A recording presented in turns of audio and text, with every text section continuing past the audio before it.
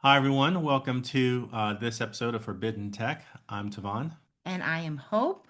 and today we're going to talk about the fake orgone products, and we're going to do an in-depth look at all the scientific properties of orgone energy and what to look out for. This is going to be a longer episode, and it's important that we do a longer episode. The reason for it is because we are doing a very in depth educational presentation here that talks all about orgone energy, the different properties of all of the materials that we use in our orgone products.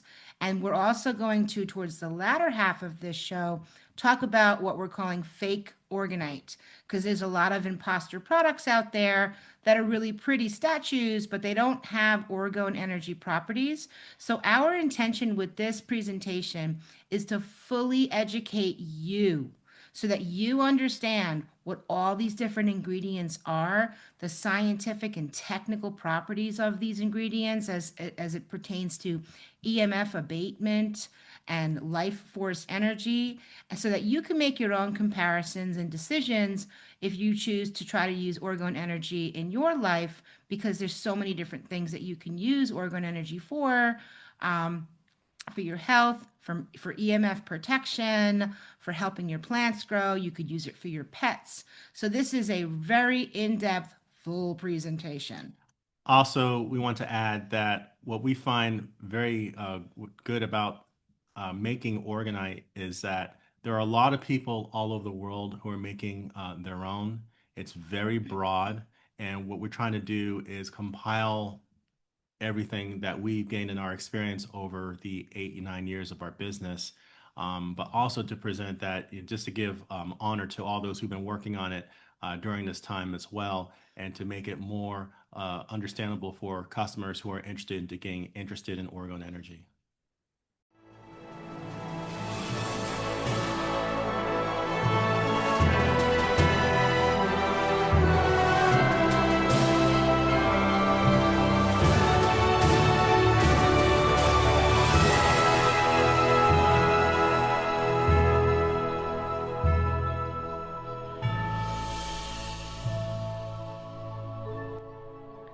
So with that said, let's just run through a quick summary of all the topics that we're going to cover in this particular show. So we're going to talk about us, who we are, and why we do what we do, how orgone energy works. Our products are based on the science of Dr. Wilhelm Reich, first and foremost. Other science studies that we covered on orgone energy, the scientific properties of the ingredients that we use in our products. Properties of the ingredients like quartz crystal with the piezoelectric effect, iron oxide, which is magnetite, brass, which is a copper alloy, steel, shungite studies, shungite and bees. Also, the importance of metal powder's surface area, and the scattering of EMF.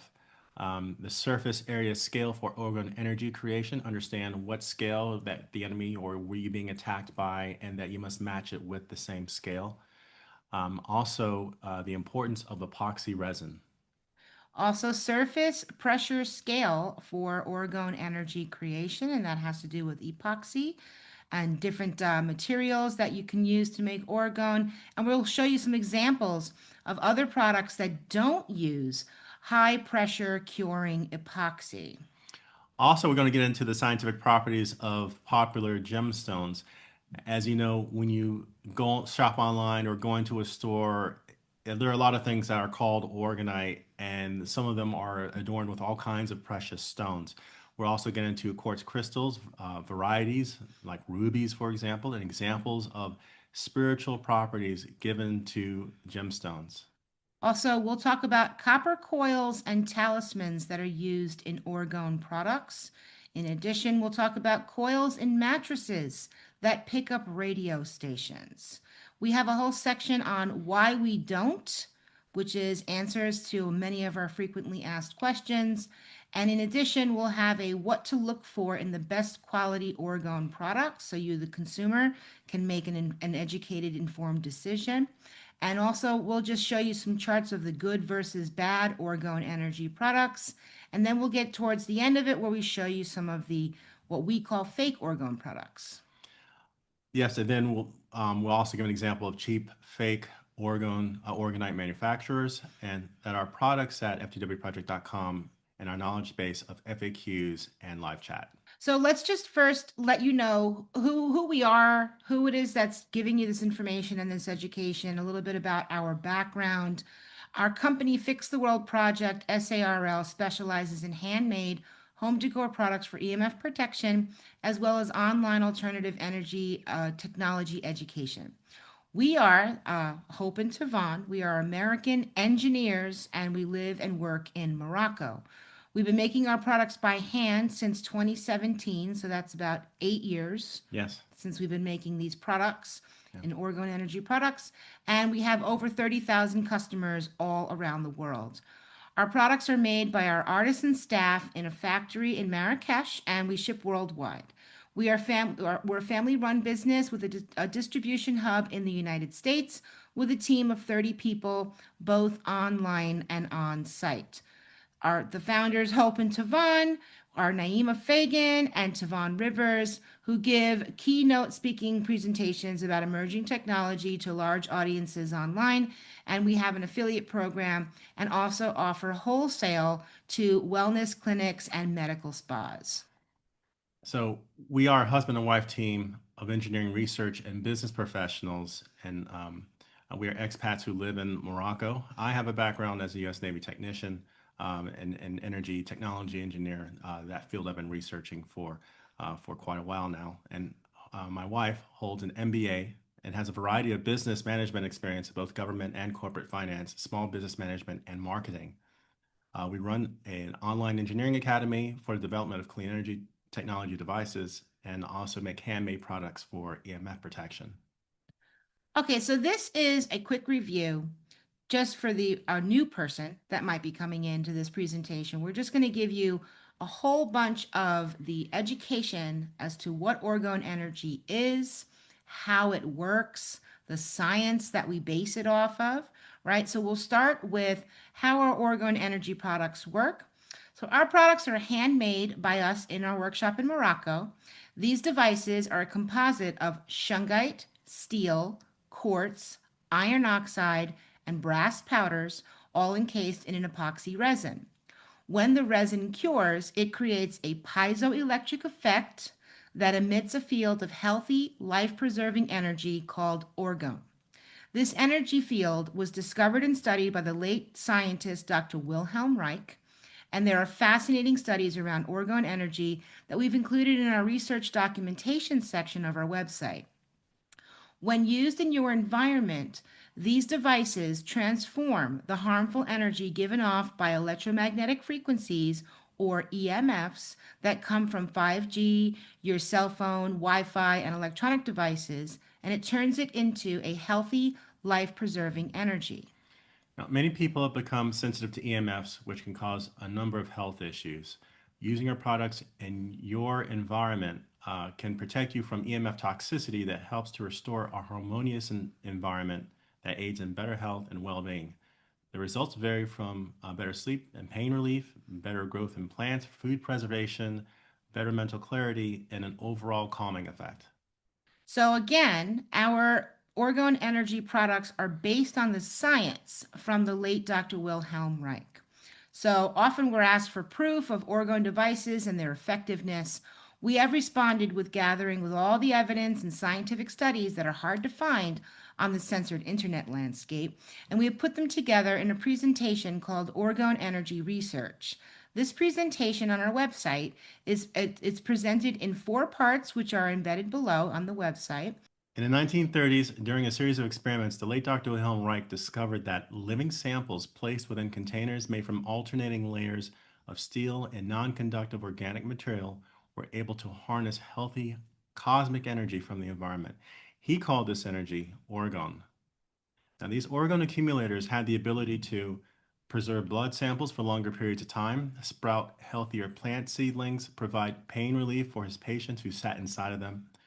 Fast forwarding to today, where instead of using sheets of steel and plastic, we use a composite made from a blend of iron oxide, steel, brass, shungite, and crystal powders encased in the epoxy resin, which is your non organic component. The end result is a harmonizer that is able to transform the harmful wireless fields from cell towers, smart meters, smartphones, internet router, and your television into a more beneficial energy for you, your plants, and pets.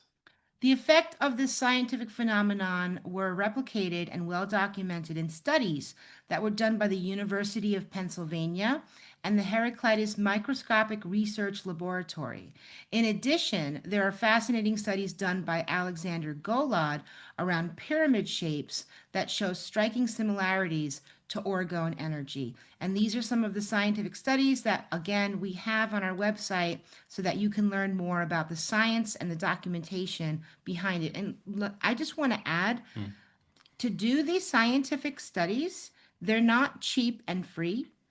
So some of these were very, very well funded, especially Alexander Golad's pyramid study. He had military funding for that one. So in order to get the scientific measurements that you would require from the equipment is very, very expensive sometimes. Yes. So we give a lot of honor to these studies and this great work done by these other scientists and researchers because it takes sophisticated equipment in order to get the measurable effects of something as unique as orgone Well, energy. in both cases, dealing with the pyramid and the University of Pennsylvania required universities that had government funding.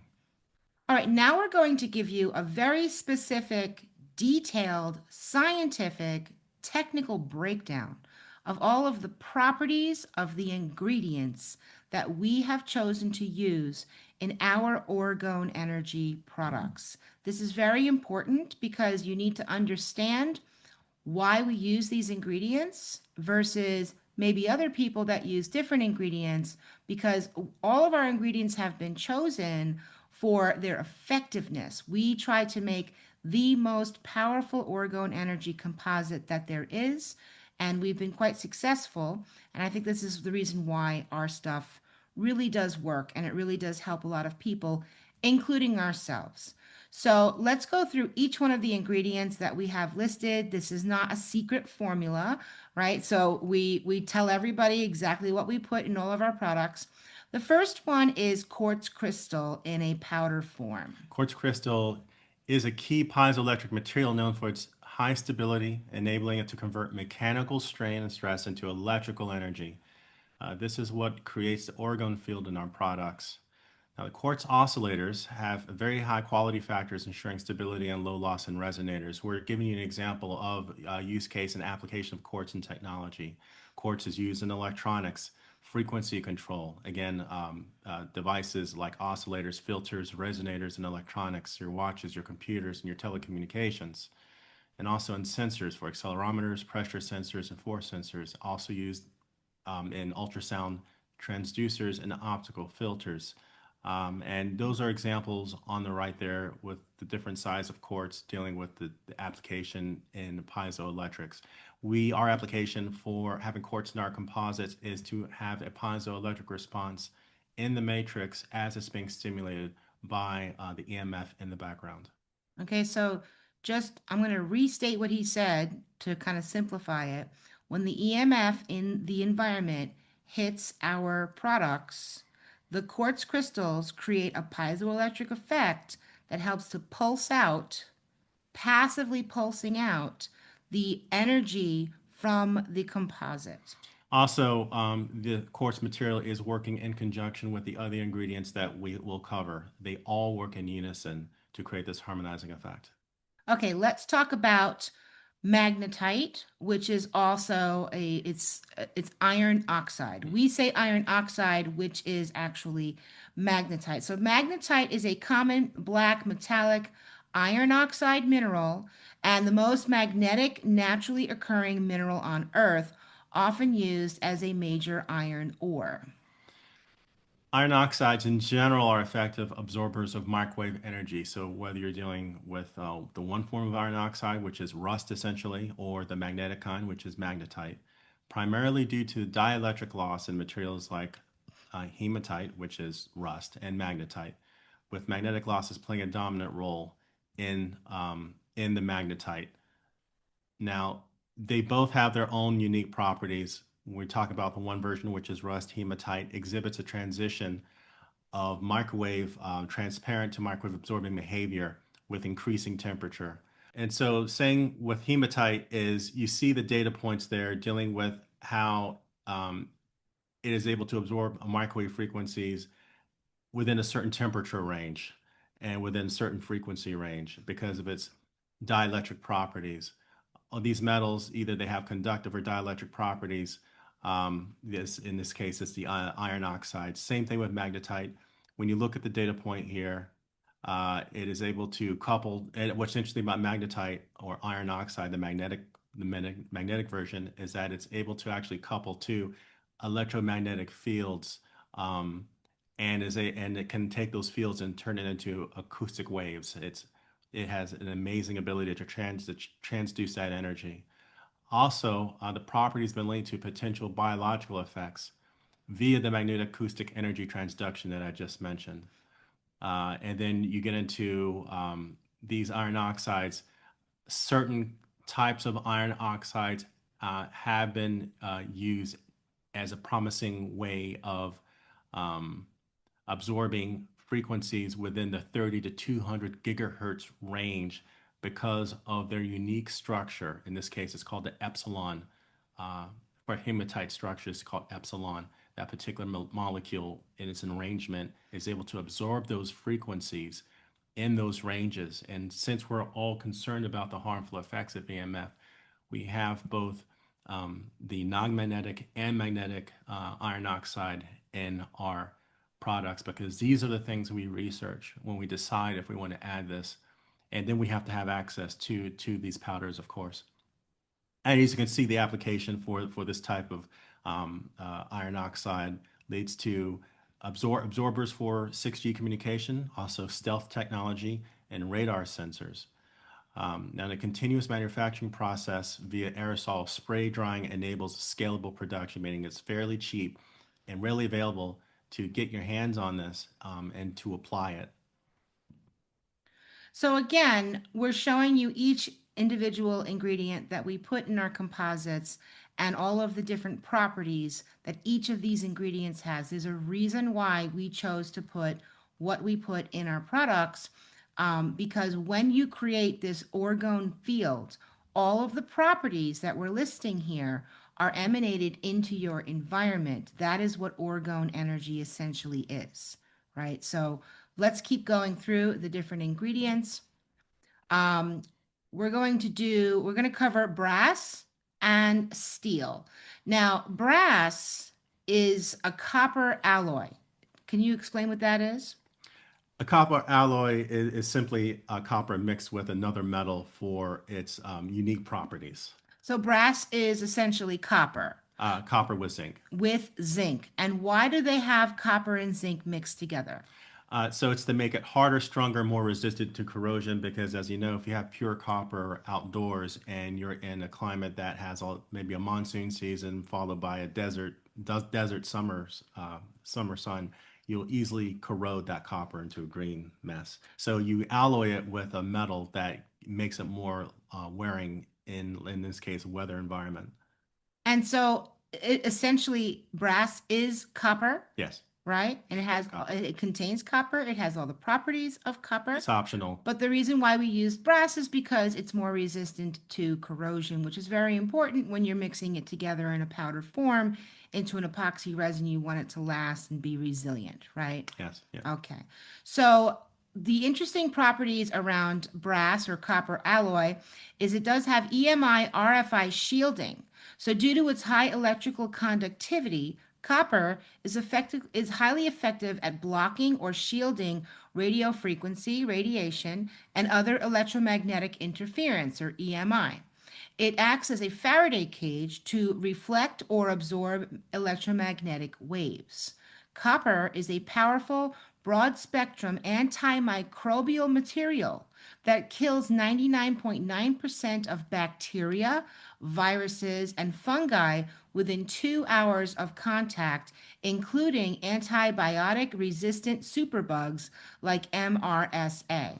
Copper is a very amazing metal. It's very unique, and it's some new research is dealing with how exactly can copper kill bacteria on contact, because that research also implies that the petri dish with the bacterial colony and the copper isn't necessarily touching.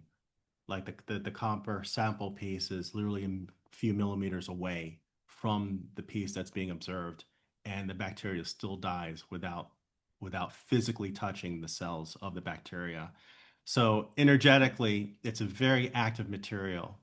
And again, that's why we have copper, brass and copper in our products as well.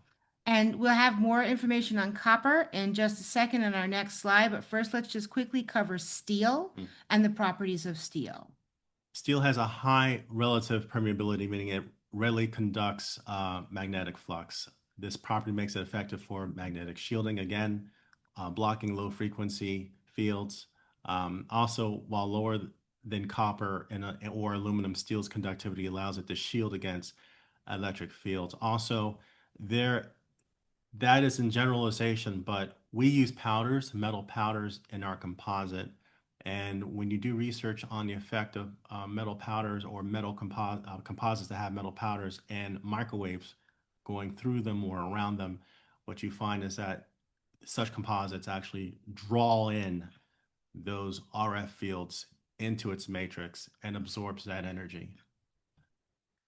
All right, so going back to copper, because copper is a very important metal to use in processes like this. So there's so much more information about copper that we wanted to cover here. Okay, so although we're using it purely as an ornament or something that you can have or wear on you, this is talking about the biological benefits of copper in general. Copper is essential in biological systems because it acts as a cofactor for numerous enzymes involved in critical physiological processes. Um, Basically, those processes are able to convert the copper ions, and that whole process enables redox reactions vital for cellular function. And there's more data talking about the biological roles dealing with energy production, um, uh, essential for aerobic respiration and ATP synthesis, antioxidant defense, is part of the copper zinc superoxide. Um, it's a process which neutralizes harmful superoxide radicals into oxygen hydrogen peroxide, protecting cells from oxidative damage. What I found fascinating about this is look at the dual companion copper zinc relationship here. We just mentioned that copper and zinc is used to alloy to create brass. In the body, it's used in a way to protect the cells from oxidative stress. So you need Amazing. the micronutrient copper and zinc. And but what I found fascinating is that copper and zinc are great for making batteries as well. And that in fact that a lot of the main rechargeable batteries that are used today involve metals like a copper zinc your body also uses and metabolizes for its health. Iron metabolism. Copper-dependent enzymes act as ferroxidase, facilitating iron oxidation and transport, crucial for hemoglobin synthesis and preventing iron accumulation. Then we go into connective tissue formation, neurotransmitter synthesis, pigmentation, and hormone production. Copper homeostasis is tightly regulated as both deficiency and excess can lead to serious health issues. So again, if you find comments online talking about, oh, aren't all metals bad or, copper is poison, you have to know more, have more knowledge. And we're trying to share that today about, in this case, it's the dose and realize that as a vitamin or a mineral that your body uses it and needs it for normal production. This might be, have you covered the antibacterial properties yet? Yeah. Okay, Okay. because well, let's cover the antibacterial properties of copper, and then we'll go on a little bit of a sidetrack Mm, talking about what you just mentioned okay. about um, copper toxicity. Right. Everything is toxic, everything is poison, everything is bad, and we'll just kind of give you our viewpoint on that. So let's just go into copper and its antibacterial properties first.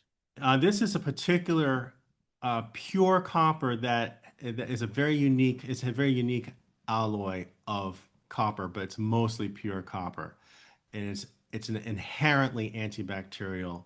This is the metal that was under study, that some new research is finding has some very energetic properties where it even destroys bacteria even at a distance, not necessarily needing to touch the bacterial cell physically. And this alloy is called copper C10 100. Exhibits a natural antibacterial property, making it suitable for applications where hygiene is critical. This is due to copper's ability to disrupt microbial bacterial cell membranes and interfere with essential cellular processes, leading to rapid microbial death. And how it's doing that is still what's being researched right now.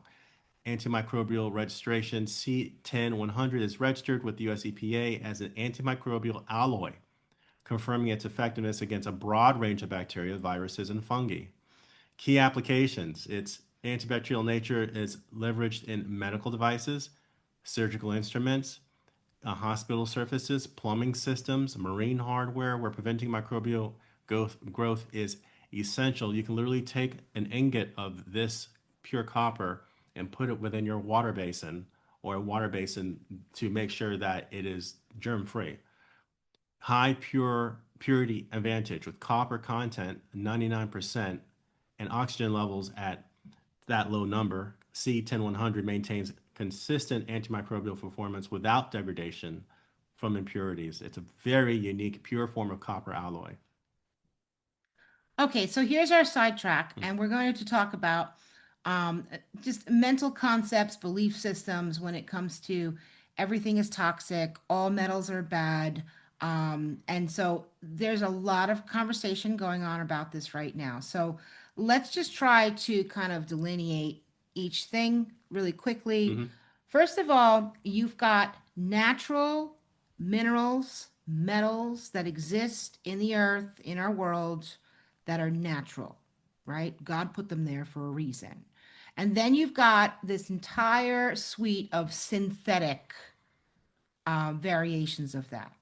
And many times, like the pharmaceutical companies, they will take natural composites, plants, herbs, minerals, metals, and they will do things to them to create a synthetic version of it that does not react to the human body or our environment in the way that it should.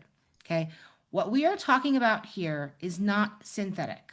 So if anything is synthetic with these arguments, that's all over on one side. We're not talking about synthetic. We're talking about the natural form of these minerals. And so that's one thing Mhm. that you really need to understand and take into account. The other thing is the scale.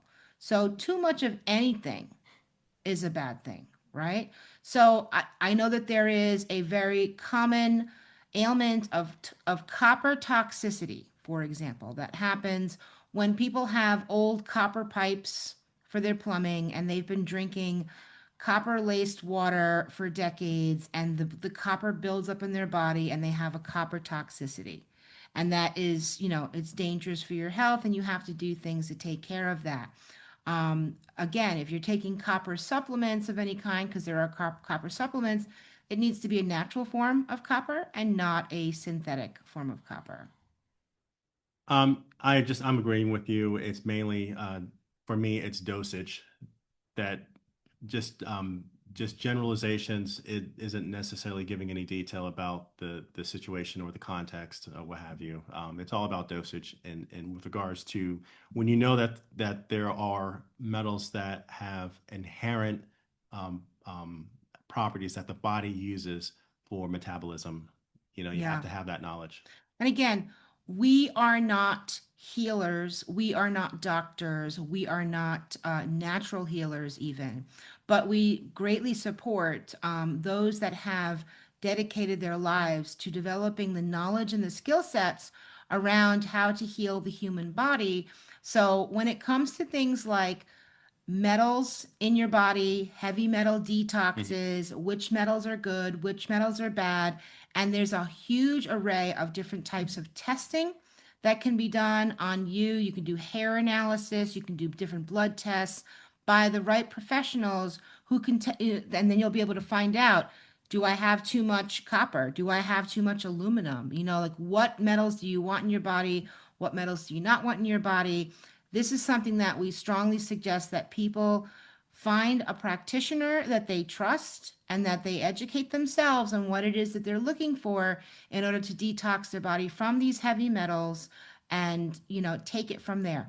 That's not what we do. We are into the technology aspect of it, and what we do is we focus on your environment. We're technicians that focus on the EMF in the environment, but we do know that the EMF is a signal that beams onto metal particulates, nanotechnology that would be inside of everyone's bodies due to the pollution Mm. and other things in our society. So um, that's just a little bit of a sidetrack here because we know that people are saying this is toxic, that's toxic, everything's poison. Mm. That's not necessarily true. It's really important to take a nice deep breath and slow down and just dig into the documentation and And, educate yourself and about get into the each detail thing. and get into the details of what problem you're actually trying to address, what Exactly. specific problem, and how what solutions are there. Okay, moving on with the ingredients that we use in our products, we're going to talk about shungite, which is a very special mineral. Yes, is one of our favorite.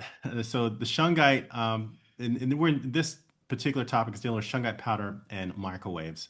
Now, shungite powder is often promoted for its ability to absorb and shield against electromagnetic fields, including those from microwaves, Wi-Fi, and 5G. Now, depending on where you get the search, in a lot of this presentation, the search is coming from an AI output that we try to vet with documentation. But take that with a grain of salt as well. And we also encourage everyone to verify everything we're saying in this presentation as well. But we do our best to give citation at the end of our presentation. Now, some sources claim that shungite can neutralize up to 90% of electromagnetic waves, particularly due to its high carbon content and presence of fullerenes, which is like a hollow carbon molecule with antioxidant properties. Actually, the shungite molecule is nested fullerenes, which makes it very special in being able to clean up all kinds of contaminants, including nuclear radiation. However, scientific evidence on this effectiveness is limited and mixed. Um, and having said that, it goes through the study talking about, for example, research such as electromagnetic shielding effectiveness of lightweight and flexible ultra-thin shungite plates from an article at a scientific journal indicates that shungite can exhibit high dynamic conductivity and microwave absorption, especially in composite materials. Now, this is thin. This is a thin layer of shungite within a composite, kind of like what we do, due to its disordered carbon structure and mineral impurities like magnetite and pyrite. This suggests a potential shielding properties in engineered applications, but not necessarily in raw powder form, although they probably need that for this composite. Shungite powder is sometimes mixed with water in a paste for skin applications, and it may be incorporated also into paints, wall materials for environmental shielding. There are resorts that will paint the walls of shungite, use shungite stone and all kinds of stoneware and tiles to create what are called meditation rooms. And they're basically shungite Faraday cages. And the clients swear up and down who go in these. Also, shungite has been used for remediation of the bee decline, for colony collapse, using the same method, creating shungite paints painting the beehives in the same way. Now, while anecdotal reports suggest benefits of EMF protection and wellness, no conclusive clinical or peer review studies confirm that these effects in real world settings. Now, that's the AI hallucinating, I would say, because their whole websites, There's tons of and clinical there's studies. tons Yeah. of clinical studies. There's a lot of information using shungite in concrete building, scientific research from Russia, from scientists talking about how shungite needs to be incorporated in all kinds of building materials for EMF remediation. There's a lot of work out there, and not to mention the independent websites, especially from beekeepers that are using shungite as well. So it is well established. It is a real world setting. That's where it came from. So That's why if you're using AI for your research, you always need to check it, right? yeah, but we left it in there so that you can see how we can actually go through the data, but at the same time be critical based on we have that information since we've been running this business for more than 8 years and dealing with this research. And one thing I find really fascinating about shungite, and correct me if I'm wrong on this, the molecular structure of the shungite molecule, Yes. what it does, what it's been shown to do is it will take radiation Yes. and draw that radiation inside of the nucleus of Yes. its molecule, and it just disappears. Yeah. So that The was from radiation just disappears inside of the structure yeah, of that this. study was from a Russian science paper, and that described how the small number of fullerenes that are within a given amount of shungite, and I know some people say, well, the elite shungite has more of these fullerenes. Well, the fullerenes is not just the buckyball soccer ball that y'all think of as a carbon fullerene. It's actually an onion layer. It's fullerene within fullerene within fullerene. So sometimes there's three or more different cages. And when it comes in contact with let's say you have a radioactive contamination zone, Mhm. like a Fukushima, it will take that isotope, that radioactive particle, into its inner cage, and the particle basically falls apart. The scientists don't know how's that able to do that. And that's why they're using shungite to clean up nuclear waste, like in Fukushima and different areas. Now, it's very special mineral because it's only found, this allotrope of carbon is only found in one place in the world, and that's in Karelia, Russia. So some say that it was a meteorite Mm. that fell and hit the earth at one point in time.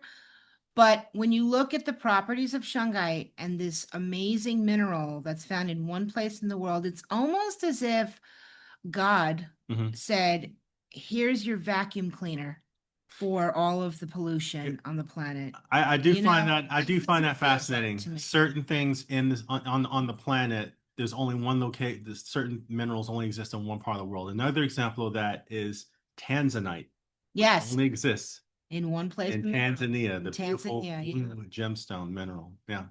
So with that said, shungite is just probably one of our favorite stones to use in our composites, and we are asked all the time, what's the difference between orgonite and shungite? Because you could go and you could buy just shungite rocks, just shungite powder, Right. shungite shapes like pyramids and squares and different things, and they're different prices. Some of them are much lower prices. So just to really clarify this for people, so orgonite is a blend of different ingredients that creates a field of energy that is passively emitted from the composite, bringing all of the properties of each ingredient into the environment in what's known as the orgone energy field. Okay. Shungite is just one ingredient. Yes. And it's amazing and it has its own properties, Mhm. but it does not have an orgone energy field effect to it. So Yeah. you could just put an ingredient there, but it's not going to do the same thing as orgonite does. Correct. I hope that helps, right? Continuing on our shungite journey, here are a couple of the studies that the AI said did not exist. That's why you can tell it's hallucinating. Right. So we'll have Tavon just briefly walk us through these particular studies. Okay, so this one on the left is an example of the shielding effect of mineral shungite during electromagnetic irradiation of rats. So they did a study on the effect of 37 gigahertz radiation. Again, these radiation studies are right there if you research it on and on these particular rats, dealing with all kinds of radiation types, the polarization of this radiation. They emitted these rats, and these rats were shielded with shungite, and it decreased the severity of damage produced by the high frequency electromagnetic radiation. So again, there's a lot going on with the study. The study was intended to show the damage of radiation, microwave radiation, on these animals. So you have that, but yet you got 5G and 6G using these exact same frequencies for telecommunications, but also gives a solution about what shungite can do. On the right, you have radar shielding and microwave absorbing properties of composite materials based on shungite. Now, anytime you see the word composite materials, what you need to think of is anything like your carbon fiber parts, where they take either a cloth or powders and mold it within a mold that contains a resin of some kind, usually an epoxy-based resin. That's what a composite is. And so the study is talking about parts that have shungite that are made from an epoxy-based composite. Shungite is considered as a filler of composite materials. It is a natural composite of carbon nanoparticles with a variety of micro and nano-sized mineral impurities that give a high conductivity and electromagnetic radar shielding properties. The radar absorbing and shielding characteristics of the composite material is based on shungite and urea formaldehyde resin, which is a type of resin studied in the 500 megahertz to 4 gigahertz range of frequencies. The effect of the thickness and sample has the electromagnetic properties of the study composite is determined. And so that's why I read that paragraph is to show you that shungite is indeed used in this application under study as radar shielding. Now, which implies that if we were to incorporate shungite in composites that were, let's say, part of the housing for the emitter from, let's say, a cell tower, we might have, along with orgonite-based composites, you might have a way to do telecommunications without having to harm the environment or the population. Yeah, wouldn't that be something? Yes, Technology doesn't have to be harmful. doesn't have to be. It could be invented, created so that it is useful and safe for humans. Yes. So now here's the next part is my favorite thing about shungite. And by the way, we use shungite in every single one of our products. It's part of our Oregon blend of powders. So it's not like some products don't have shungite. They all have shungite because it's such an amazing, amazing mineral. So shungite can save the bees. And if you know anything about the bee population problems and bees dying, if the bees died, the world would run out of food Quickly. very quickly, right? And bees are very, very sensitive animals. They can pick up on frequencies much better than humans can, and they behave accordingly, right? So let's talk about the shungite and the bees. Okay, so Derek Condit, a beekeeper and co-founder of Cosmic Reality, initiated the Shungite Beehive Project in 2017 to explore shungite's potential in protecting bees from environmental stressors, particularly electromagnetic frequencies. His early experiments involved painting hives with shungite-infused paint and placing shungite stones at the hive's entrance. After implementing these methods, Condit observed a significant increase in hive health with no colony collapse disorder. Losses for over 4 years, improved honey production, and stronger bee population. And it continues. These are accounts of people seeing the same thing. Catherine, known as Shungite Lady in Mallorca, expanded on this work in 2019. She tested shungite powdered hives against non-treated ones, finding shungite colonies showed increased honey output, more queen bees, and larger, more vibrant bee community. It's beautiful. Laboratory studies confirmed the honey from shungite hives had exceptionally high frequencies, indicating superior quality. She uses shungite chips and powder at hive entrances, allowing bees to naturally pick up shungite particles as they enter and exit. So they track them in and out, and it becomes part of their system, and the bees end up healthier for it. Scientific and anecdotal evidence supports shungite's role in mitigating EMF exposure, which has been linked to disrupted bee navigation. Wow, I didn't know that. Weakened immune systems, and colony collapse disorder. Shungite's unique C60 fullerene molecules are believed to neutralize harmful frequencies, acting like a Faraday cage, which is only a small component because there's another study dealing with Faraday cages.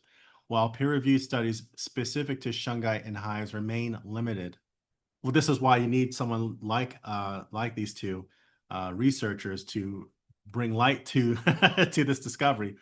While peer-reviewed studies specific to shungite in hives remain limited, numerous beekeepers report increased hive calmness, improved overwintering survival, and reduced disease. Practical applications include painting hive exteriors with shungite-infused paint, placing shungite nuggets or powder at hive entrances, using shungite in water dishes near hives for hydration and energetic support, integrating shungite with other natural methods like colloidal silver for antimicrobial protection, and it's just that's amazing. Well, I think well, we use our Oregon products around our garden. We have a big garden here, and many of the plants that we grow depend on bees to pollinate the plants so we could have fruit and vegetables and things. So I think that the Oregon energy with all that shungite, Yes, the Oregon energy in general, but also the shungite factors is what brings all the bees to us. very We have important. plenty of bees. They pollinate things very well. And we've actually been able to conquer our bad pest problem, like the wasps. You know, the wasps don't help. No, They just sting and take over. But the bees we love, and we have tons of them here, pollinating all of the and they flowers. help with that problem too. And they're happy and they're healthy here. And I think we've got a neighbor that keeps some beehives, so I'm sure they're flying over Yeah. from the beehives over there to come to our garden. And obviously, we always eat the local honey because that's really, really good for your health, your Yes. immune system, for things like allergies. So yeah, Yeah. Shunga If you helping the can, bees is a really big deal. yes, we'll always definitely get your local honey. So speaking of plants in the garden, let's just briefly talk about EMF effects on plants. Now, EMF polarization influences plant growth primarily through changes in metabolic activity, enzyme function, and stress responses, very similar to living beings too. Though most research focuses on magnetic field intensity and frequency rather than the left or right-handed polarization specifically. While circularly polarized EMFs are not widely studied in plants, research shows that electromagnetic fields in general, especially at high frequencies, can alter plant physiology. The study goes into talking about how certain frequencies can affect the length in cord ceilings and also decrease chlorophyll and sugar levels. They also suffer this just like with mammals and human beings, oxidative stress.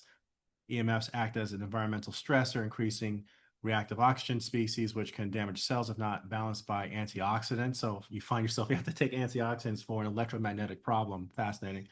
Enzyme activity, EMF exposure increases um, uh, alpha and beta amylase activity, which involves starch breakdown in germinating seeds, which decreases activity in adult leaves, suggesting tissue-specific responses. So the cells respond negatively to some of these frequencies.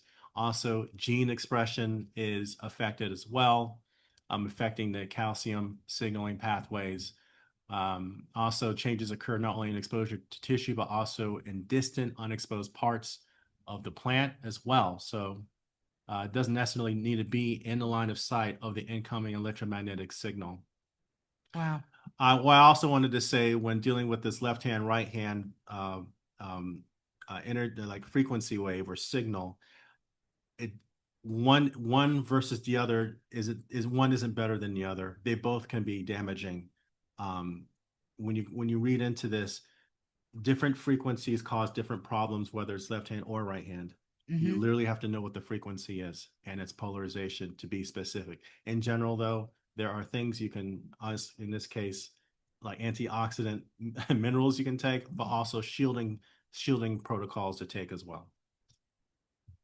And you'll see, because we're going to get into scattering, Mhm. surface area scattering, because that's what Orgone Energy can do.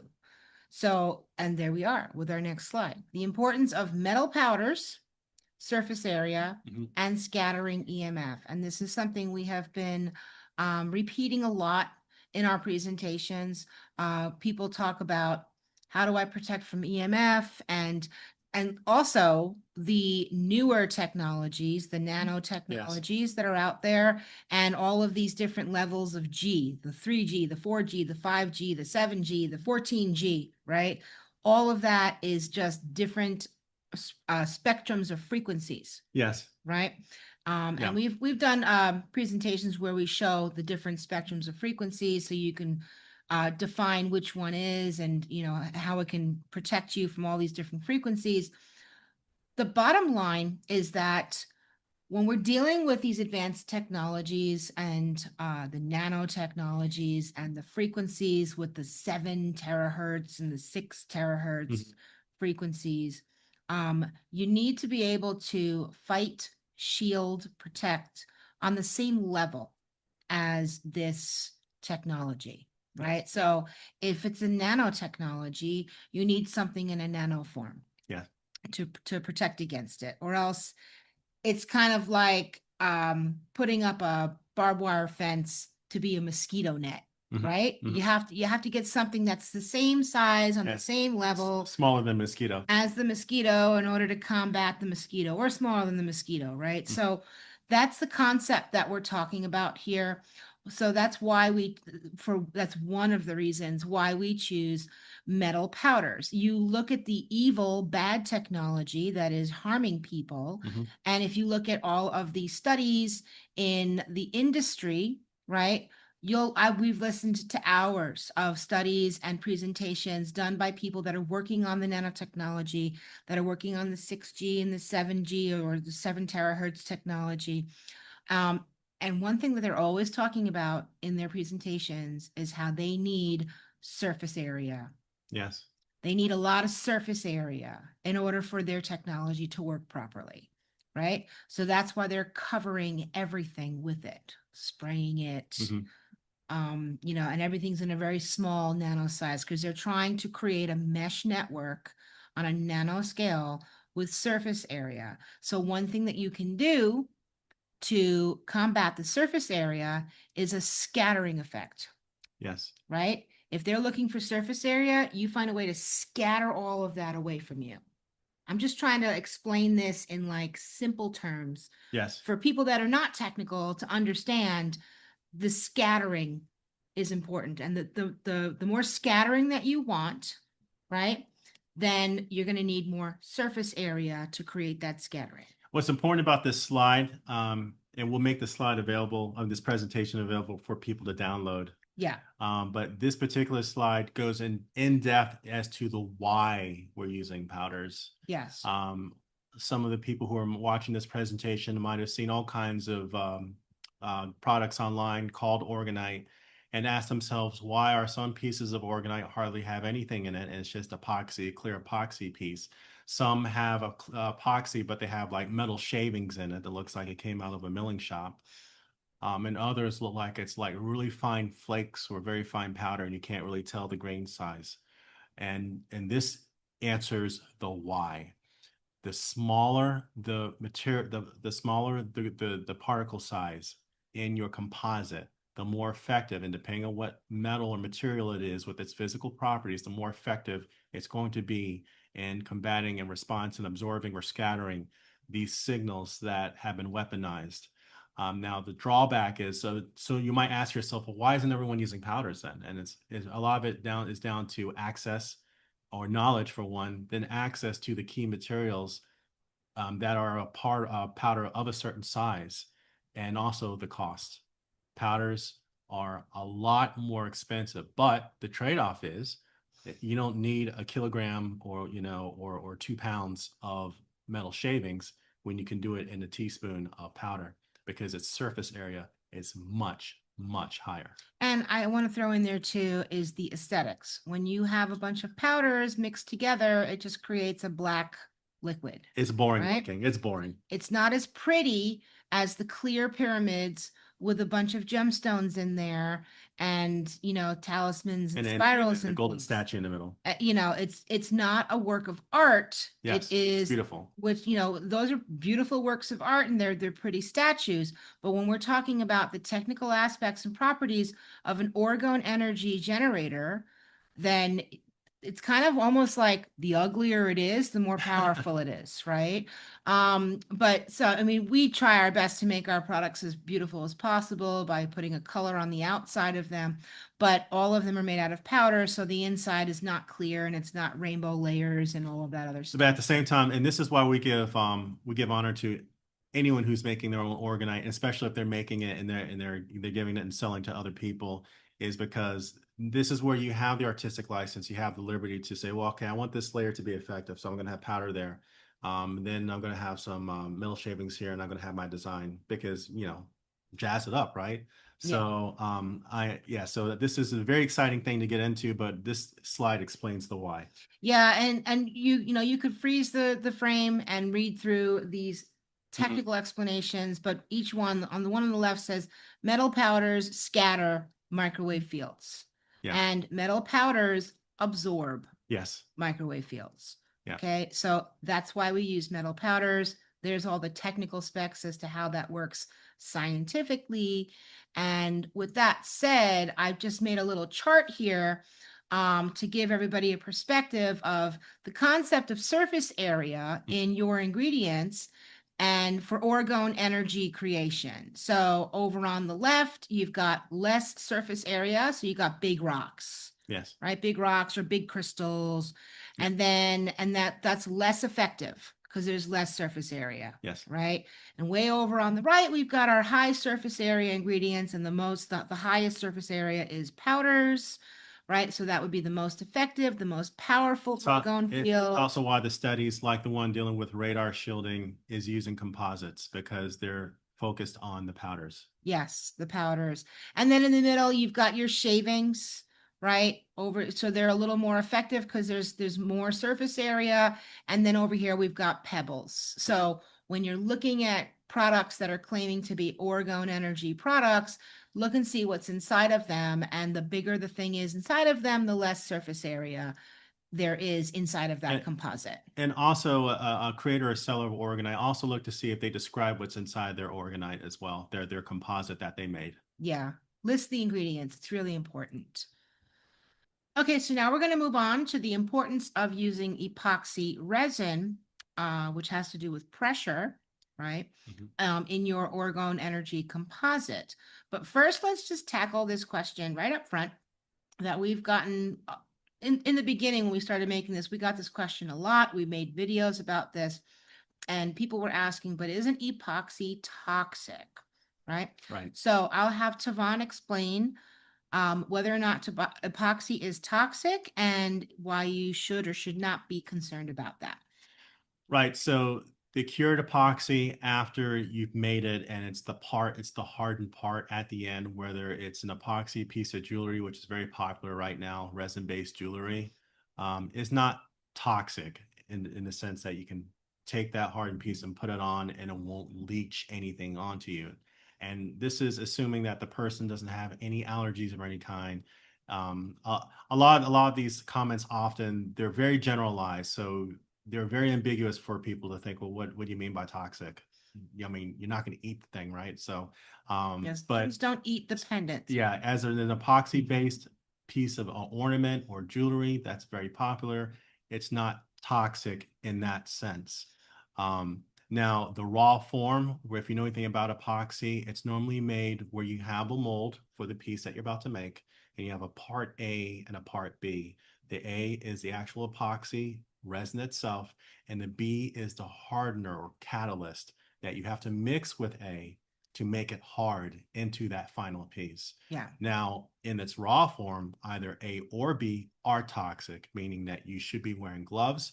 Depending on what kind of epoxy resin it is with its chemistry, it may or may not give off a fume. If it does give off a fume while you're working with it, you have to have it in a ventilated area or wear some kind of aspirator mask or do it outside, which you find a lot of people doing. Often now the chemistry is so that it doesn't emit a fume while you're working with it, but you don't want to get that on your skin because a lot of these epoxies they do contain like a bisphenol type of chemistry and you don't want that on your skin. So you take necessary precautions like you do most things working around your house in crafts. You know, there's a lot of things that to some level you can argue that are toxic. But in any case, the final. Have you ever painted your room? Well, that's what I was going to say. The When adhesives that you use to you put know, up your wallpaper yeah, if you're with gonna use with it those fumes. to put up your wallpaper, My that goodness. has a fume. If you paint, that has a fume. So it's very similar to that. It's no different than normal conditions in around the household, dealing with crafts and that sort of thing. But the final piece in itself is an inert ornament that you can use that you can wear for whatever need that you have. So, also, by the way, it's no more dangerous than the cured plastic, like from the devices around you, which are plastics. The processes that in which they're made are different, but at the end of the day, they're plastics too. And in their raw form, when you're melting them, you don't want to smell the fumes and put in when it's cast into a mold or into a part. But after it cools down and is made into a keyboard or is made into any of these other structures, those are fine, inert NCR for our need, right? So And when we make our products here, so we deal with the making of them. We deal with the part A and the part B, and we mix them together. We always wear gloves, and we do what we call the pour, right? So we prepare all the molds. It takes most of the day to prepare the molds and get them all ready for the pour. And at the very last thing at the end of the day that we do is we open all the windows, we highly ventilate the room, and then we do the pour, and then we leave it there overnight yeah, with nobody in the room with it. So that, so there's not like an accumulation of inhaling fumes. yeah, But as the consumer of our products, you don't have to worry about any of that because we do all that here in the factory. It's no longer emitting a fume when you receive it. yeah. The hardened part is inert. Once the epoxy is cured, the toxicity levels basically go away and it's just an inanimate object. It's not toxic to have in your house with you. Mhm. And that's the answer of epoxy resin and if it's toxic or not. But there's an importance as to why we have to use epoxy resin. Yeah. Well, and not only that, that also applies to where you see now the epoxy wooden tables, the Mm-hmm. epoxy countertops, the floors that are epoxy. Epoxies are used because of their toughness, their ruggedness, especially indoors. It takes certain chemistries to make them work outdoors. That's kind of a continued struggle, but in general, it's for their hardness and ruggedness is why they're used all over the household. So having covered that, I also want to cover this thing dealing with epoxy resin and how it can be used with what we're doing, which is creating these devices, the core products with regard to microwave radiation. Epoxy resin is generally transparent to microwaves, so it is a matrix that contains all those composite materials we talked about earlier. But when the microwaves hit it, it doesn't see the epoxy, which means it doesn't absorb or heat up significantly the epoxy material itself. And studies confirm that standard cure epoxy resins do not heat up in microwave ovens. So they're basically transparent. The waves in general go through those and interact with what's inside the matrix is what you want, and which is why we use epoxy composites. Also, the epoxies are the matrix material that puts pressure on the other components to get that piezoelectric effect that Hope mentioned earlier. Yeah, and that's our next slide is talking about surface pressure. So as Tavon just mentioned, we're looking for something that creates a lot of pressure on those ingredients that we listed so that we can get that piezoelectric effect, or in this case, a really strong, powerful piezoelectric effect in order to generate that orgone field of energy. So what you're looking at here is a chart that I created because we've been asked, well, can't you make orgonite out of liquids and gels and beeswax and concrete? And we're showing you that when you use these different ingredients to make an orgone energy composite, you're going to have more effective as far as more surface pressure on the ingredients, and you're going to have less effective or less surface pressure on the ingredients. So on the left side, the lowest surface pressure is a liquid or a gel. So we had somebody say, well, can you make like a med bed with a gel cushion out of orgone energy? I think the answer is no. You're not going to get an orgone field of energy when you're using gels or liquids. Beeswax, there's been people that have tried to make orgone composites out of beeswax. And again, there's not that much surface pressure on the ingredients, but also, Tavon, how will beeswax hold up in weather? It definitely won't last in this weather. Mm-hmm. In Marrakesh, it's sunny most of the year, and it's about 6 months of intense heat. And we have monsoon season. Now we'll call it monsoon season. You're getting increased rains, so the temperature varies and quite wildly, especially during the summer with the heat and the cold. And even stuff inside the house gets really hot. Like my shampoo bottles get hot when it's really, really hot out there. So like a piece of organite that's made out of beeswax is not going to hold up to those conditions. Yeah, It'll melt. these three materials that we're looking at here on the left, over any period of time would quickly erode with an outdoor environment. And the same thing with concrete. Concrete is um It's obviously a building material it's a that building the material. whole world uses it. It's stronger, but it doesn't have the same amount of surface pressure. And it's thick and it's messy. It's not like a clear liquid like epoxy is, so it's more difficult to work And with. it's also water permeable. Yes. So epoxy resin is airtight. Mm-hmm. When you encase something in an epoxy resin, it's virtually a vacuum sealed. Nothing can get to it. Yeah. And it's that kind of encapsulation you need for what we're trying to do. That's why we prefer epoxy. So just so you know, we're not making this up. These are just a couple of examples of different Orgonite creators that choose to use these ingredients like beeswax. They call it a beeswax Orgonite tower buster with rose quartz. And again, you'll see it's a it's beeswax, but it's got solid giant pieces of rose quartz in there. Maybe some powder of some kind of metal. I'm not sure. And then over here on the right, we've got the concrete Orgonite pyramid, um, which is, it looks like it's Well, roughly it the looks like it's same. hybrid because the tip looks like it might be a epoxy, possibly. No, the tip It is looks like, oh, open, it's open. Oh, it's an okay? open. Okay, okay. With I think there's like a crystal in there and some pieces of metal. And I'm not sure what they put in their mix. So these are just examples we're showing you of people that use different ingredients and they don't use high pressure curing epoxy for their orgone. And we'll get more into, what to look for good stuff, more powerful stuff, and, towards the end of this. And with our presentation, there are experiments for testing the strength of your orgone, dealing with the ice test, if you've seen that online, dealing with the structure of water changing when it's under the influence of an orgone field. Also dealing with growth around placing seedlings around your little orgone piece. So we still leave it to our the audience who are listening to this to if they want to buy some of these other pieces, if they're made in a different way, and test those also. We recommend to just go and see if it works for you. Now, for this part, we're going to take you all on a journey around gemstones because gemstones, they're beautiful, but they have two different types of properties. One are the scientific properties that are around different gemstones, what they're made up out of, the different uses for technology that you can use them for. And then there's this entire other field of research and of people that are ascribing different belief systems to crystals and things like that. We're going to focus on the scientific and technical properties of gemstones because that's what we do. That's where scientists and engineers, and that's where our focus is.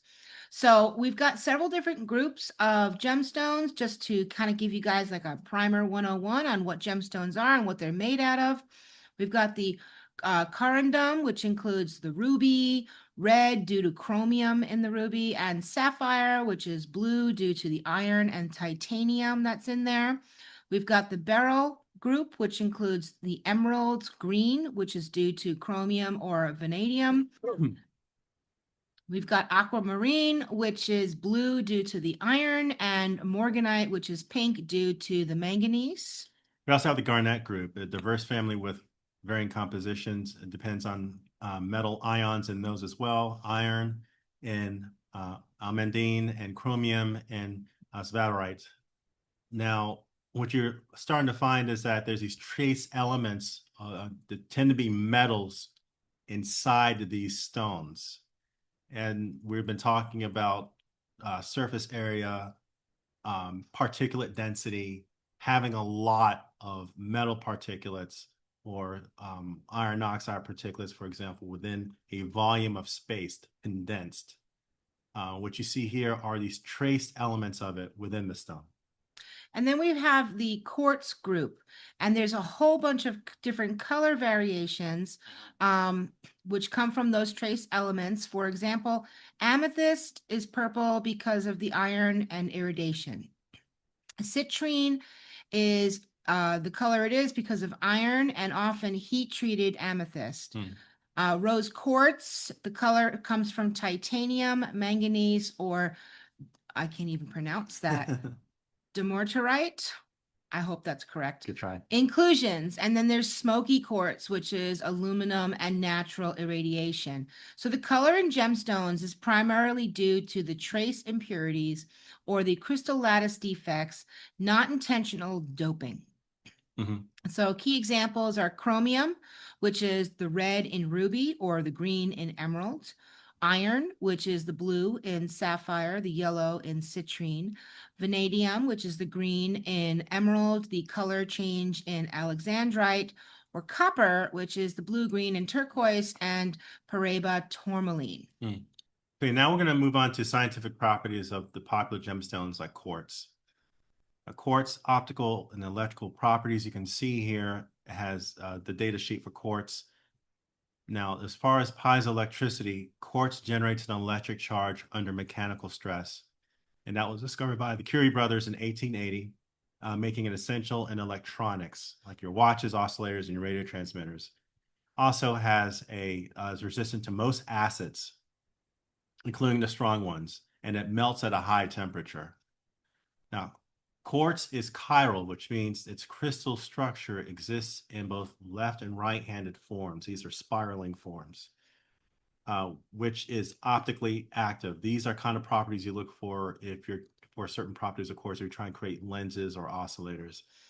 Also, some properties like color may appear isotropic. Others, such as refraction, piezoelectricity, and thermal expansion, are also anisotropic, meaning they vary with the direction within the crystal, which is why a lot of companies, they cut crystals a certain way and direction, depending on the grain that they find the crystal to get the specific properties of that crystal they need. Now, while quartz, its molecular formula is silicon dioxide, is extremely abundant and forms widely it forms a wide variety of gemstones like amethyst and citrine or rose quartz. They're all versions of They're quartz. all versions of quartz.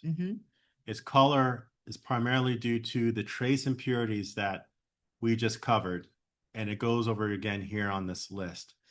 Now, again, there are the gemstones we mentioned earlier that aren't quartz as well, but they also have impurities, and that's your corundum, the beryl, the spinel, and the topaz, with their own unique compositions.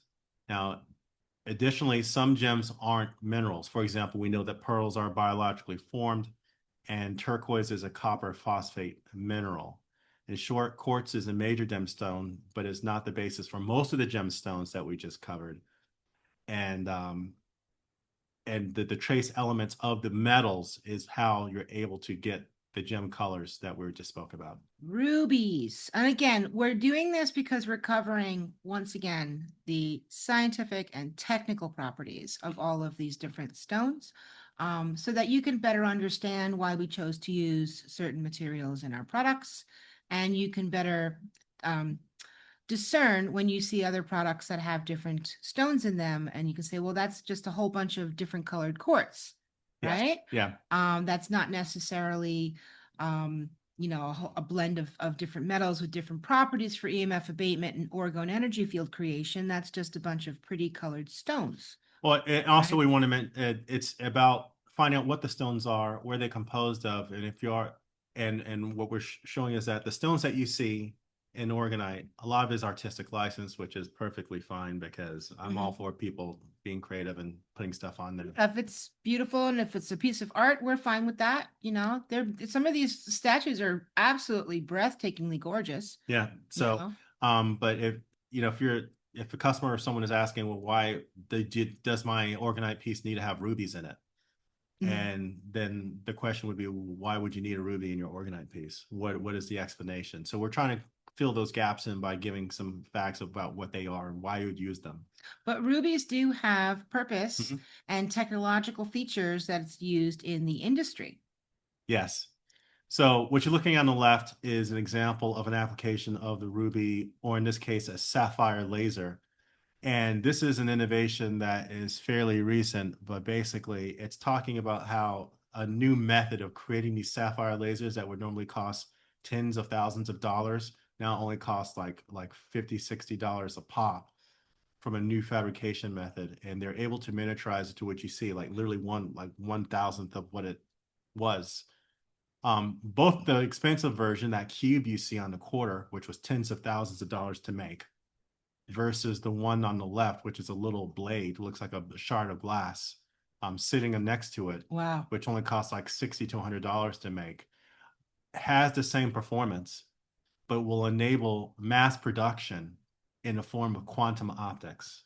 So it's for high level quantum computing, quantum information, high speed data transfer type applications. You know, that's fascinating because you're like tens of $1,000s to make that little cube Mm-hmm. there. I've seen some Oregon statues. We don't have a slide for this, but they have things like gold shavings, Yes. like gold flakes, you If you can know, get hands on real gold flakes, yes.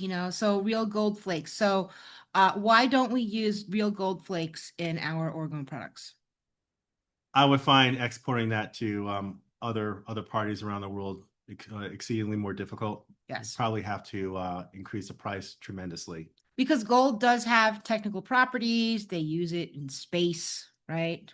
Like, Yes. there's a whole bunch of sets and properties around gold. So, there's definitely, and silver as well. Silver as well. But it really is just a pricing thing. You can get the same very powerful effect using lesser cost materials. Yes. Yeah. And that's why we don't use gold flakes in our Orgonite products. But anyway, now this is just an example. This is something that a lot of people probably are seeing. If you're doing any kinds of searches or you're speaking to certain people, um, they will give certain properties to the different gemstones that are based on belief systems, really. Like this stone will bring you more money. This stone will make you find love. This stone will resonate a heart chakra, things along those lines. And we don't have any problem with people that feel that way. To each his own. We're just letting you guys know that what we focus on is the scientific and the technical properties for all of these different ingredients. For the case of orgone energy composite creation. Mhm. So we don't really give a lot of credence to a lot of these claims, but we're just showing you an example that this is what you'll see out there. And we don't use the ingredients that we use because of any of these particular claims here. We use them for their scientific properties only. All right, now we're going to cover the concept of copper coils and talismans that are being used in Orgone products. Here's an example over on the right on this slide is, you see a lot of this on the internet. They'll make a clear Orgone pyramid with lots of gemstones in there, very little metals. There's a specific company that does this, by If the way. Yeah, we'll show you more of this soon. If there is surface area, it's in the form of shavings. Most of this is clear, most of this is some quartz, and then they'll put copper spirals and these talisman devices, or they look like necklaces on there, right? Mhm. So there's that. Now, our preference is to not put copper spirals and talismans in our orgone products. So I'll let Tavon explain why. So coils are antennas, and the only exception that we would use to why you'd want to have a coil is if you're going to broadcast the signal. So if you have an orgone device, you have a coil, and you have like some kind of transmitter to put out a signal to either scatter or for purposes of abatement of some kind. So for in transmit mode, I can see why you'd have a coil, but then you'd have to have a purpose for the design of the coil, what frequencies are going into that coil. That's a whole other consideration. But because coils by default are antennas, that means they are designed to receive, pick up signals. And we don't want to have that in our purely Orgonite based products that we offer our customers. We want that, we want to create a conditions where it's harmonized, a chaotic field that is scattered, that creates space for remediation, not to receive certain key signals from a coil that's embedded. So we have a logical explanation for why we don't have coils in. Now, other pieces are out there, other makers out there, they have coils in. They may not be able to say other than, look, it looks pretty, it's a nice design, it's beautiful, in which case it's fine. In fact, there are quite a few pieces I see where it's great orgonite composite and they put a little coil on top. But we're just telling you why we don't do it.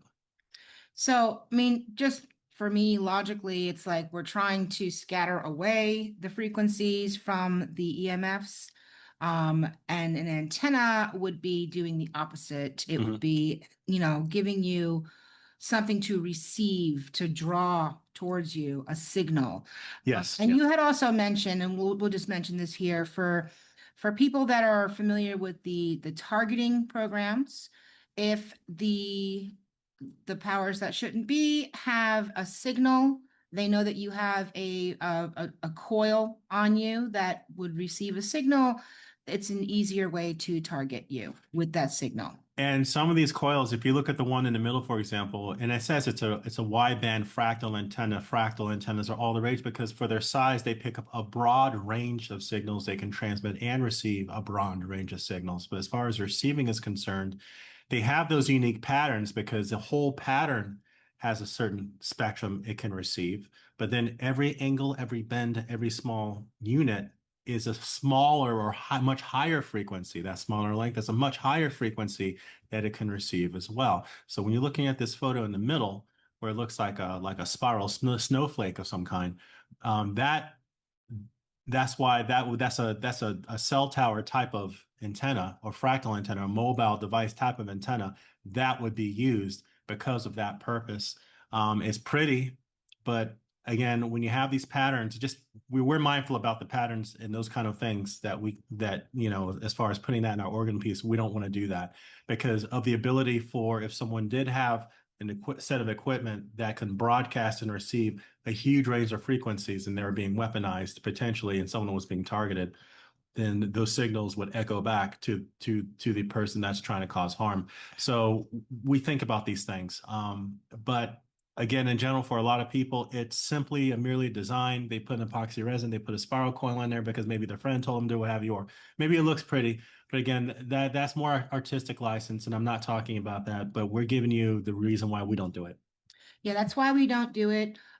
Just looking at this photo, for me, I see a MIMO array antenna used for 5G, 6G, 7G telecommunications, and the designs look very similar to some of these talismans that are being put into different orgone energy pieces. So there's that. And also, there's no need. We don't think that there is a need to put any further ingredients into your orgone energy products. We don't think that the antennas are doing anything. There's already copper in our orgone energy pieces. It's in powder form. It's in the form of brass. We already went through that. It is a brass zinc brass is copper and zinc combined so that it's more durable and less corrosive, but it is copper. So there's copper throughout our pyramid shapes.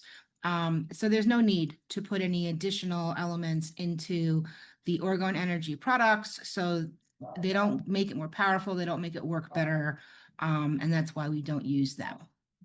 But speaking of coils and frequencies, you may or may not be aware of this. We have been speaking about this for many years now when we give people recommendations on the things that they can do to lower their EMF exposure. And one of the things on our list has always been to switch your coil spring mattresses with a foam mattress because the coil springs, they pick up EMF signals. And this is a really strong example. Back in the 1930s, the Cincinnati-based radio station WLW It became a global phenomenon as the world's first superstation, broadcasting with a massive 500 kilowatt or 5,000 watt signal. This experimental power level was so immense that it caused surreal physical side effects for residents that were living near its transmitter in Mason, Ohio, where the audio was reported vibrating through metal household objects such as mattress springs. People could hear the radio stations coming through their mattress springs. So there's been more experiments done in more recent times showing how mattresses, the coils in the mattress picks up the radio stations, those RF frequencies, the EMF frequencies. So coils are antennas. And when you are sleeping on a giant bed filled with antennas, then the EMF in the air can definitely go through your body. And that might be one of the main reasons why you're having sleeping trouble. And you know that if you can't sleep well and you're being bombarded with EMFs while you're sleeping, that can really affect your immune system and your health. Yeah, and we realize that most of the audience might not realize that if they can't sleep at night, or they have insomnia or maybe even health problems, that it could be their mattress is part of the problem as well, because you're in an RF environment. For example, several years back, we were living in a city that was surrounded by several cell towers on the fourth floor and on a mattress that had bed springs, metal bed springs, like what you see there. And I was suffering. I was suffering, and we had to basically do process of elimination, change our life in a lot of different ways. Eventually, and required us to move from that environment close to on the ground. We're actually on the ground level in a field, and we removed the metal beds entirely. So for the last, what, 5, 6 years, we've been on latex mattresses, foam mattresses, no metal, and Makes a big difference. my life has changed with the best sleep in the world. Especially someone who's targeted. You have to look at that. That's a very important factor. Also, RF frequencies, they stimulate your brain, the part of the brain that keeps you awake when it's like someone's shining a light in your face. You can't sleep with that. That kind of stimulation is what happens invisibly with RF radiation. So think about that when you're sleeping on these metal springs, and the area you're in. If you're in a highly populated environment or you're surrounded by all these cell towers, this is a very important factor. So our next slide is a section talking about the why we don'ts. This is our answers to, we get so many frequently asked questions. So now that we've covered it, exhaustively covered all the different ingredients and all the different properties of the different ways to make Orgone Energy products, we can now quickly answer these questions that we get. So why we don't use curing materials such as wax, concrete, gels, etc. What's the answer? It's because we use epoxy for its ruggedness, airtight, transparent to microwaves, and its ability to harness the piezoelectric effect with the materials inside of it. Due to its high surface pressure. Correct. Yes. So next question, why don't we use large crystals and semi-precious stones? As I mentioned, we want to get the smallest particle size to that, because the battlefield is at scale. We want to hit the microscopic, nanoscopic area where they use high frequencies, and we want as many particulates in that arena to scatter and absorb and reflect those frequencies. And we do use crystal in our our products. We use quartz crystal, and all of those different semi-precious stones that you see are just mostly versions of quartz crystal. So we do use crystal in there. It's just in powder form and not large crystal. A large crystal, yeah. Next question is why our products are not clear and they have a black color on the inside. We have it's a black color, and then we do a coating on the outside to give it a different color using holographic powders for that. But everything is black on the inside. So why are our products not clear? For the reason we mentioned with using powders in our composite, that's what you see. And the reason why it's black is because of the shungite, and most of the materials in the composite are dark. Yes, and the iron oxide especially. Yeah. Those two are black in color, so it makes the whole mix look black. Yeah. So, and the last question is, why don't we use copper coils or flat talismans in our products? Because it's not necessary, and we don't believe that it will give you a beneficial result. And it could work as an antenna Potentially, yes. potentially. So we don't necessarily think it's a good idea to put them in there. Okay, so now that you've got this full education, here's a brief list of what to look for the most powerful Oregon Energy project products for EMF protection. So you're going to look for products that have ingredients that have properties that are known for their scientific electrical effects or use in EMF abatement. So you definitely want to be able to know what ingredients are in your Oregon product. And if the seller does not mention what the ingredients are, that's probably not a good sign. You want to know what's in there, right? Yeah. Also, you want to look for ingredients that have high surface area, such as powder forms, right? Shavings are a little bit better than stones, but powders are definitely the most powerful, and they have the highest surface area. Yeah, but you do get results with metal shavings, you know, in epoxy resin. In fact, that's what put me on this path. You will get some results, but it's the level of Yeah. effectiveness. Yeah. The most powerful results you'll get when you use powders, right?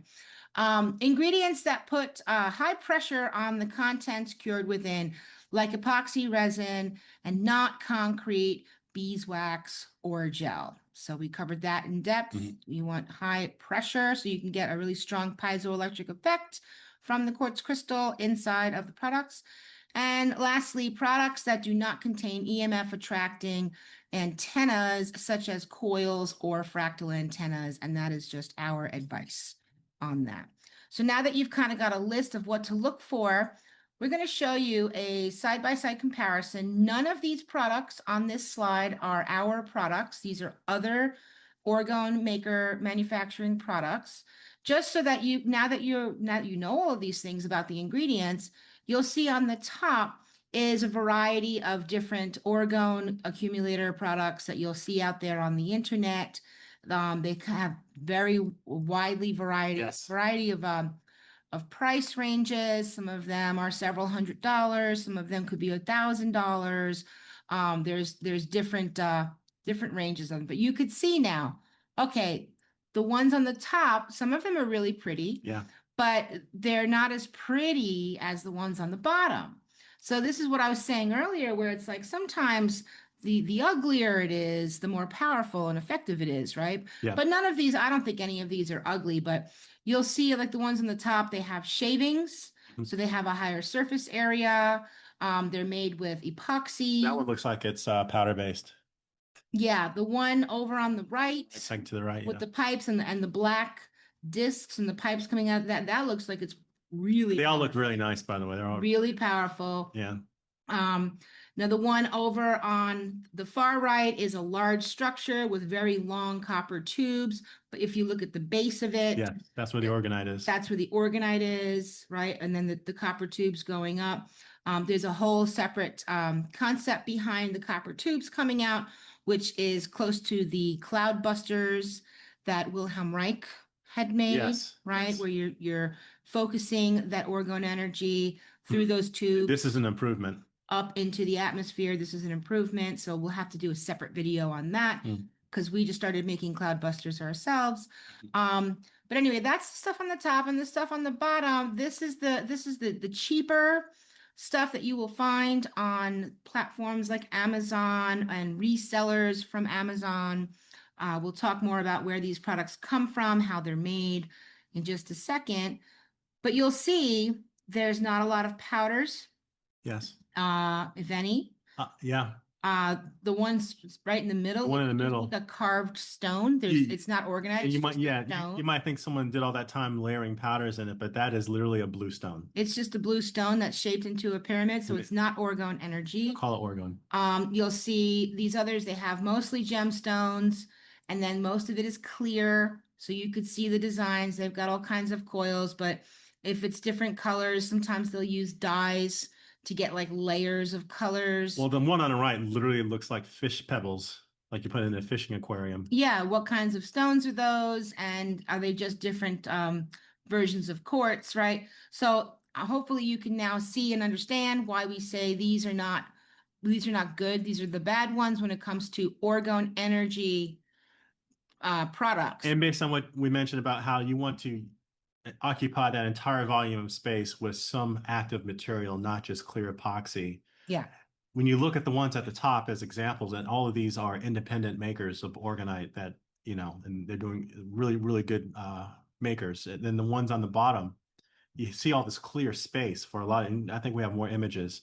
You have to ask yourself, I mean, is this almost, are they trolling real Orgonite when you look at this with the gaps and the spaces and just the it's just the artwork. Well, I think that it's misleading. These are beautiful statues on the bottom. They're Right. artistic statues. Stone And statue. if this is something that you are into and you want to have pretty statues and you really love gemstones and rocks, that's one thing. So that's what these things are. But to label these things orgone energy composites, I don't think that that is factual or accurate because that's not what these items do based on the lack of ingredients. Like there might be a tiny bit of orgone energy coming out of some of them. Yeah, really questionable because there's like a teaspoon of shavings at the bottom, Yeah, but right. is there shungite in any of these, right? Like Well, I'm what are looking the at particle ingredients? size, the particle size, and is it metal? Right.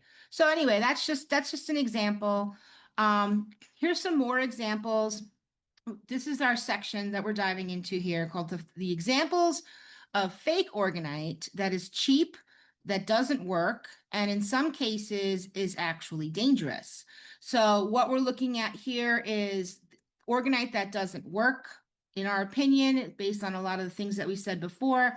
These are just gemstones in resin with dye, and they're stating spiritual and psychic benefits. This is not orgone energy, which has a scientific properties for EMF abatement and test results in lab studies. You see this one here. It's a rainbow pyramid claiming that it will raise your spirits, charge your vitality, and bring you financial abundance. And this weird blending, with would otherwise be just orgone-based science. Yeah. So when we speak about energy, we use the word energy, we're talking about like scientific measurable energy, like frequencies and things like that. And sometimes they're giving them spiritual aspects. And like we said, we focus on the technical and scientific. And also the experiments for testing the strength of your orgone piece is independent of the spiritual aspect, because it's scientific. Anyone should be able to take these things and apply it with the ice test or seedling growth. Yeah. With bee colony collapse reversal if you have a beehive. And again, we understand that people that have completely different belief systems might be listening to this, and that's up to you. You can believe in whatever you want to believe in. We're not here to tell you what to believe. We're just here to explain the science of it to you. If you want to equate that you feel spiritually better because your environment's been cleaned up from toxic EMF, then that's wonderful. We support all of that. It doesn't matter to us. What matters is human health and the toxic frequencies in the environment, and trying to get people the help that they need to clean that up. Here's another example. This one is the dangerous example. Okay, we're actually going to play a short video here. I will edit it in after we're done with this recording. But there is this pendant that has been floating around on Amazon for a long time now. It's still up there. You could still go buy it. It's amazing. It's $10, right? So people complain about the price of things. Oh, why would I get your stuff? Might get from Amazon. For what, $30 when I can get this for $10? But I'm like, well, it's only $10. But what we're finding is that cheap online sellers have been selling radioactive thorium pendants under the guise of health and wellness, calling them quantum scalar energy. These pendants, which are meant to be worn around your neck for long periods of time, are actually radioactive. Hammering that thyroid. Yep. These manufacturers have been using waste products to create cheap pendants that harm human health. So we'll go ahead and play that video here so that you can just be aware that there are some dangerous, not just fake or doesn't They're work, downright toxic. but toxic ingredients out there from sellers that really have no conscience as far as it's Well, horrible. I'm surprised that it went this far. We were shocked when we saw this, and we're shocked that they're still selling them. So I purchased this pendant online because I suspected it might contain a special property not described in the listing. For the past decade, online sellers have sold these necklaces typically under the guise of health and wellness, but these listings never told customers what they are actually buying. After getting in trouble, they simply rebranded. They're now calling these products quantum scalar energy, and it turns out that these pendants, which are meant to be worn around your neck for long periods of time, are actually radioactive. and lastly, in our examples of fake Orgonite that's cheap and doesn't work, this is basically like a blanket covering of a lot of the really cheap statues that you'll see calling themselves Orgonite or Orgone Energy, places like Amazon, places like other resellers with different shops everywhere. So, but let's just define, why do we say that this is fake Orgonite, right? So these products are artistic statues that are usually made of gemstones with little or no scientific properties or ingredients. These products are mostly just gemstones being rebranded using the word Orgonite or Orgone Energy when they do not, in fact, have any Orgone Energy properties. It is a selling tactic. These products are mass produced and sold wholesale to sites like Amazon, etc., by manufacturers in gemstone rich regions in India and China for very low wages. Business wise, this would be a pivot Yeah. to seize a segment of the market. And nothing wrong if you have a lot of gemstones in your area and you create a business and you're selling gemstones to people all over the world. But they're calling it Orgone Energy. They're calling it Orgonite in order to try to get the buy-in. So Yes, yeah. what you'll see is cheap plastic gemstone pyramids that are like really small. Probably And costs a few cents to make, if even that. they're cost a few cents to make by people in factories in India. I don't know the conditions. I'm But not going to say anything about that, but they're factories in India and they're making these and they're very, very cheap to make and they sell them for like $12. but look at the quality of the pieces. Look at what's inside of them. Yeah. There's no semi the materials that are used aren't premium quality materials. And that's all we really want to say about that because we get approached sometimes by people saying, why would I buy Mhm. your Orgone answer. Energy composite that was expensive to make Mhm. and it's made by hand and it's got ingredients and it has scientific effects and it helps people. Why would I buy that when I can get this thing on Amazon for $10? And it's like, well, because that's fake Orgonite. And you'll That's get no not real, benefit. and you'll get no benefit from it. So, you get what you pay for. If you want a pretty statue, then by all means, go ahead. And just here is, you can freeze this page if you want. You can look this up yourself using AI and Google. But these are the cheap fake Orgonite manufacturers. Like I said, most of them come from India and China. This is the name of a few of them in India: Orgone Agate, Orgone India, Ahmed Agate, Jet International, and it's these companies and factories. You can look them up on their Google addresses. You could see a picture of the factory on the outside to give you an idea as to where the stuff's being made. We show you our factory here. We let you come inside. We show you our staff members. You can meet the staff. You see the working conditions. You see the ingredients that we use. You see everything here. They're not always cheap to make. Everything is made by hand. We make lots of mistakes and we have to discard those mistakes. So, a lot's been put into our business and the work that we do, and our products are probably, we feel, the most powerful Orgone Energy products on the market in the world. We'll go ahead and say that because we've been doing this for so long. Yeah. And we've had so many customers around the world, and it's a really unique market. So, that's just a little bit about us. You can see where the other wholesale Orgone accounts are coming from. But again, those are not real Orgone Energy products. Those are statues with gemstones. Also, we tell you what's inside of all of our products. We also have a video on how to make them. we invite anyone who has the will and the fortitude and the resources to make their own, because we want as many people in the world to make good quality Orgone products like what you saw earlier. And we just want to be able to share this information with as many people as possible. Yes, and we do. We have made a video. There's a 45-minute video out there how we make our Orgonite, and it's got step by step exactly how we make it. And many people have watched it. If you want to make it yourself, we encourage you to go ahead and make it yourself. We just want to advise you to be prepared for having to spend a lot of money on getting all the materials and equipment that you need. And then you're going to have to make a ton of mistakes in order to get it right, because very often if one little thing goes wrong, it doesn't cure the right way, or if depending on the environment that you live in, if it's too hot, if it's too cold, there's a whole bunch of different things that you'd have to go through. So, you definitely do that. Try to make your own. You can source your own powder, source your own epoxy, and take it from there and make it however you want to make it. Or you could purchase from us. Obviously, we would like that because we have a group of wonderful people here that work, several days a week in making these wonderful products by hand for all of our customers that need them.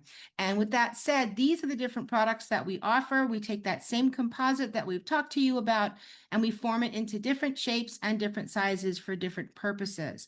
We have sleeping pods that help you to sleep at night. You can put them under your pillow or next to your bed. Those are probably our number one best-selling product. We've got things like charge plates that you can put food on top of to help preserve your fruits and vegetables, because the Orgone energy field helps to preserve your food. You can stick them in your fridge for that as well. You can place them on a coffee table in the center of your room to help emanate that Orgone field throughout the entire room. And you can also place pitchers of filtered water on top of them, and the Orgone field moving up through the water will help to structure your water, which makes it much, much healthier for you to drink. We also have phone shields to put on your cell phone, for your laptops and your routers.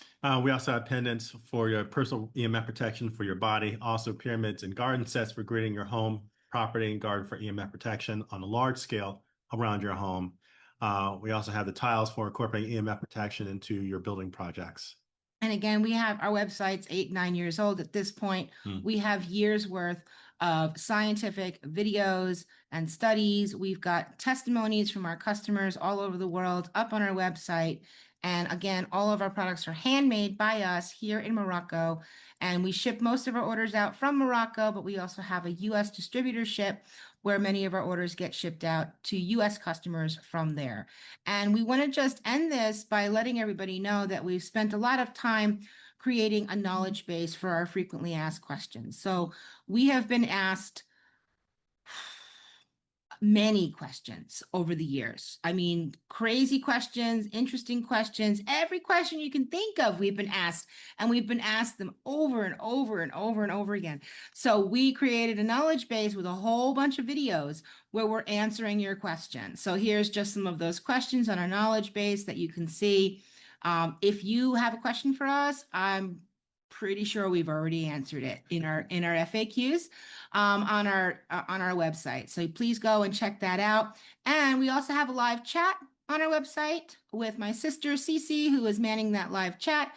And we do live phone calls as well. We try to limit those to 20 minutes and only to help you with orders. If you need to, if you're having trouble placing your order, you can go ahead and request a phone call or a call back, and Cece will call you and she can take your order over the phone. But if you just have questions, you can go ahead and check out our live chat, and Cece will be able to get back to you and probably end up giving you a link to one of our FAQ videos because we've already answered the question. But anyway, hopefully that helps you. Thank you so very much for tuning in to this exhaustive explanation of Orgone energy technology. Thank you, everyone. All the ingredients. We hope you got a lot out of it and that you can move forward educated and make informed decisions on the different things that you might want to do to protect yourself from EMFs in your environment. And that's it. So thanks so much again, and see you next time. Bye, everyone. Bye-bye.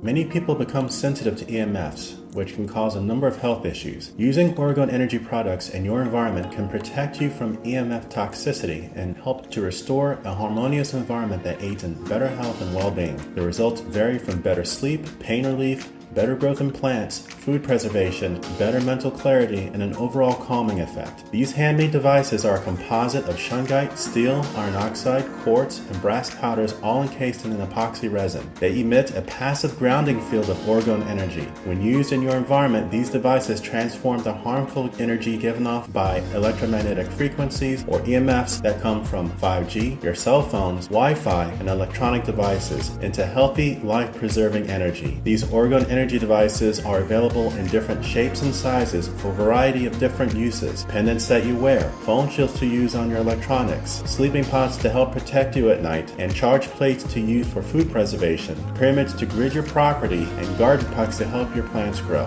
They even have construction tiles to help transform your space, and now there are products for your pets and headset protectors. To learn more, read the science and testimonials and save 10%. Click the link in the description below.